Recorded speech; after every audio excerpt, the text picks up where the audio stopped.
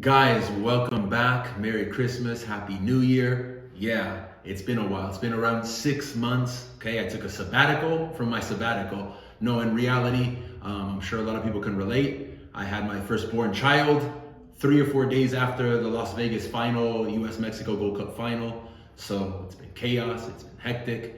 All is well. Amazing feeling. But that's neither here nor there. Let's get down to business, okay? A quick little review of the last 6 months. Our USMNT obviously won both trophies this summer. Huge for our winning mentality, huge for the morale, huge for everything that the coaching staff is trying to do and build just a winning mentality in this team, all right?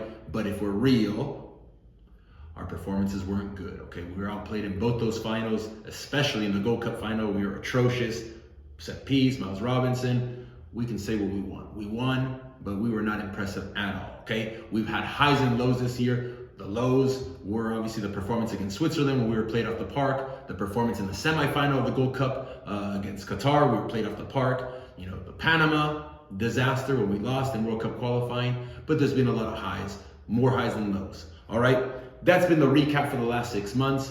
We're in a good place. I told everybody we are qualifying to the World Cup no matter who is on that roster. That being said, here we are on the eve of 3 games in 1 week, pivotal period to get our ticket, punch it, make it secure. We have El Salvador at home today. And let's talk a little bit about the roster. People are up in arms. What is going on? We have selected 13 players from the MLS who have seen no activity, 50 plus days, 60 plus days in some cases. And is that the right thing to do? Listen, I put my coaching hat on. I understand that Greg likes to have contact hours. These January camps is a luxury because no other national teams have the possibility to work with their team this much. So I understand it. And I also understand, given the point that I said, we're going to the World Cup no matter who plays.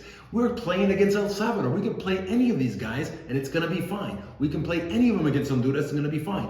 Yeah, sure, the trip to Canada is a little bit shaky. Canada's got some players that could do some damage, players that play in Europe that are in form, but who cares? We're qualifying. So Greg could do whatever the hell he wants, pick whoever the hell he wants, whether you agree, I agree, the other 40 million coaches that are trying to put the cap on, which makes me happy. We're becoming a soccer nation. We're becoming critical. We're attacking, okay? But the reality is, let's go over the roster. Goalkeepers, I wouldn't even touch. Matt Turner's going to play. We have the young 17-year-old Slolina. We have Sean Johnson. And Zach Steffen couldn't make the trip. Little injury problem at Man City. If we look at the back row, okay, in form, it's going to be tough. Yeah, our center backs, two of the four MLS guys in Zimmerman and Miles Robinson. Miles has had a monster 2021. Based on that alone, I think he starts. He should be fine. There should be no issues based on our opponent, like I said, okay? The partner is probably going to be Chris Richards. We'll see. We've always thought that was going to be the case, and then he comes with a curveball and plays Walker Zimmerman or Mark McKenzie. So let's see what happens there. Serginho Dest, is he in form? Not really. He's been on the bench. He's been injured. He hasn't gotten any minutes in Barcelona, minus the 90 this last weekend. Let's see what Serginho looks like. Hopefully this is good for his confidence. We'll see what that does with Serge. Anthony Robinson, you guys know how I feel. He's going to play left back. We brought in no other left back. We have Reggie Cannon and DeAndre, who's not even arrived. Okay, in midfield, it's going to be the MMA. We all know Musa, Weston McKennie, and Tyler Adams. Cool. I think people have a big problem with everybody else on that roster, right? If we're talking about Sebastian Lletget, I've spoken many, many times about Sebastian and what he is and what he isn't. Christian Roldan, people are up in arms. Luca De La Torre, everybody's happy about that he was brought in. And am I missing anybody? Oh, yeah. Kellen Acosta, another MLS guy, the guy that played the most amount of games for our national team in 21. No comment. Okay, up front, we have Christian Pulisic, we have Ricardo Pepe, we have Aronson, we have Weah, then we have Jordan Morris, we have Jesus Ferreira, and we have the world famous Paul Arriola, okay? So yes, guys, the reality is the MLS guys are gonna be rusty. The reality also is if you project a starting lineup for the majority of the games, I think only Matt Turner and Miles Robinson are probably gonna be starters, guys that are in MLS that don't have activity at the moment. So again, does it really matter? No, it doesn't matter. Yes, are there better candidates or are there guys that are playing in European leagues that deserve it more? Probably. But at this point, Greg could do whatever the hell he wants. He's got his 2 trophies, okay? And he's built the roster however the hell he wanted. Is there an MLS quota? I don't know. All the reality is, and the up in arms from all of us, and the critics are out, is why these guys when it's real games. Why? Because we're playing shit opponents. Mark my words, if we were playing the Swiss in a game for real points, those wouldn't be the players selected. If we were playing Brazil, Argentina, or Colombia, or Chile, or Uruguay, those players would not be selected. If we were playing Mexico in this window, do you think the 13 MLSers would be available or selected? I'd like to think not, okay? So let's see how it looks tomorrow. Let's get the scope out. Let's spotlight everybody, and we'll go from there. Let's see the next topic I got for us. Guys, I think something to discuss, something that's very important. We all like to talk about lock starters or guys that are, oh, this guy's on the plane to Qatar, or this guy's incredible now. Great. Form is very, very important. Modern form is very important. Current form, especially for attacking-minded players, is very important.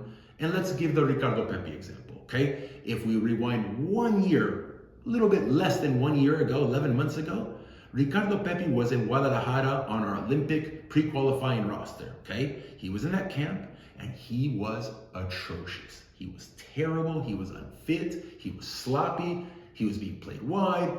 He didn't get selected, he got cut from that roster. Ricardo Pepe cut 11 months ago, and it's not Jason Kreis's fault that he got cut. Pepe was terrible. I'm telling you that right now. He is arguably the worst player there in that camp. Fast forward, what did Ricardo Pepe do since then? He had an incredible MLS season. He scored 13 goals. He sees his opportunity. Then when he got called to the national team because of the pressure of Mexico coming through, he sees his opportunity. He came off the bench. He scored a winner. He scored another goal. So the kid deserves what's happening to him right now, but let's call it what it is. Ricardo Pepe is not a world beater because now, stop the press. He's at Augsburg. Oh, what a move. This is fantastic. He's going to get minutes. He's going to be our guy. And now he's getting minutes, but he gets no service. It's the Josh Sargent syndrome. Oh my God, Josh Sargent at Werder Bremen, no service. It's terrible for his development. Oh, Josh Sargent at Norwich now, the worst thing ever. Terrible for his development. We change our tune so fast. So guys, let's have an open mind. Let's spotlight what Pepe brings to the table in this window when he puts on the red, white, and blue. And let's keep seeing if he is our guy indeed for Qatar, because he is far from cemented his place as our starting 9. I'm telling you that right now, okay? Brendan Aronson, another example. I like to give examples, guys. Brendan Aronson, I was actually in Florida over a year ago, just over a year ago. We played El Salvador. We wiped the floor with them. El Salvador's B or C team, I don't even recall if it was 6-7-0. Brendan Aronson was terrible, okay? Just over a year ago. Got his start. He went in January. He skipped the January camp. He went to Salzburg. We all know what he's done there. He's grown tremendously. He's been consistent. He's been training in a good environment. He's playing European football. He's been playing Champions League football. And it has shown in the last calendar year when it comes to the USMNT, he has been a consistent performer with impact play, whether it's scoring, creating, assisting, and then his relentless pressing and running. Yeah, I don't know if it's true or not. I'm talking about the most covered ground, 1% of all professional soccer players worldwide. Leeds United, Bielsa.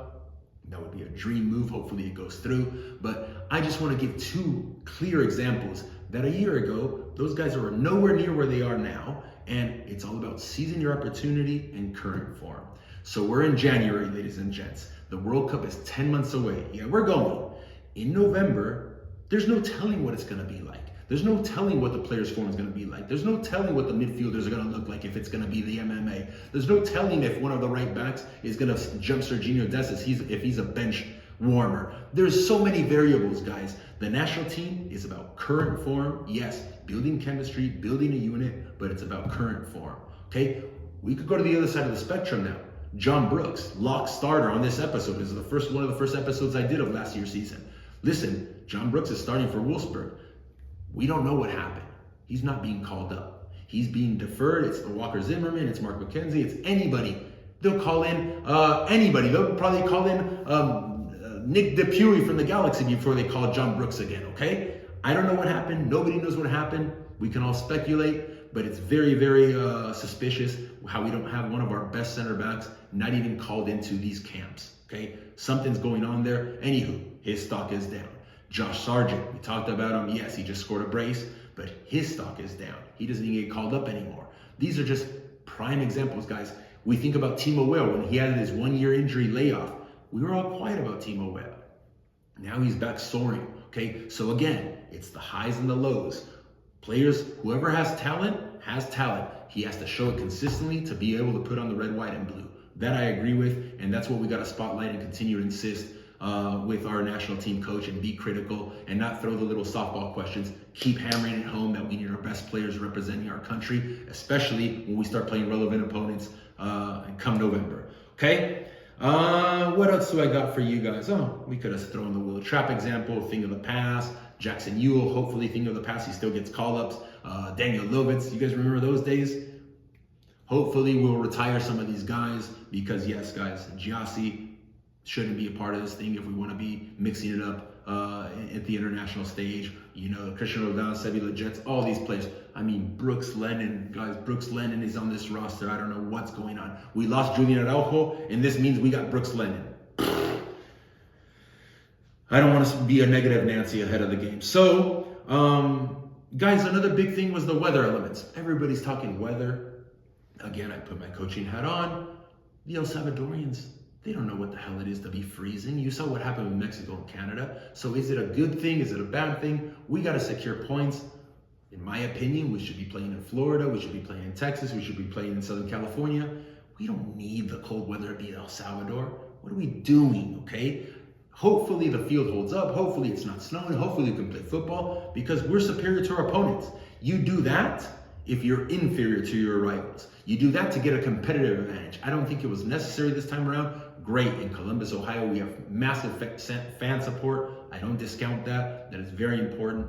I don't know the reasoning behind it, but we're taking Honduras and El Salvador to the freezing conditions. I think it's a short travel to get to Canada, to play Canada. So obviously, it was calculated by the staff in U.S. Soccer. We'll see what kind of match day we have with these 3 games. People are talking about a 9-point window. It doesn't matter, guys. 6 points will get it done. 7 points would be great. 9 points would get us to the World Cup already. So, guys, if you haven't done so, I've been telling you for well over 18 months now, book your trip to Qatar. Get your hotels, get your flights, buy your ticket packages that came out on FIFA.com already, because we're going to Qatar, okay? Here we go. We have 3-match window. I will be back next week. We will break it down. We will talk about the games. We are going to continue to pump out content, whether there's one person watching or 50 million American patriots putting on their coaching hats and criticizing and supporting our USMNT. We're going to be here every step of the way.